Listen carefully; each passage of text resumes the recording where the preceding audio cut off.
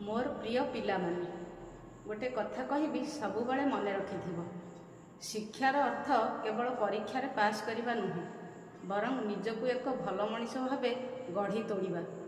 शतकड़ा number सफलता जीवनर परिचय नुहे बरं परिश्रम एवं संघर्ष निजर परिचय।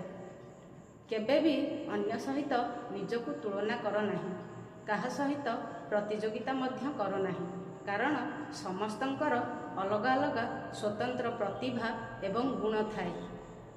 तेणु सबुबले गोटे कथा मन रखिबो, सफलता जीवनर पूर्णता नुहे किंबा असफलता जीवनर पूर्णछेद नुहे। तेणु केबे भी हारिजिब नाही। निजकू मानसिक भाव में सुस्थ रखी सुजोगर सदुपयोग कर एवं जाग्रत हुओ। जेबेठारु तुमे जाग्रत हेबो सेबेठारु तुमर नूतन आरंभ हेबो। जय श्री जगन्नाथ।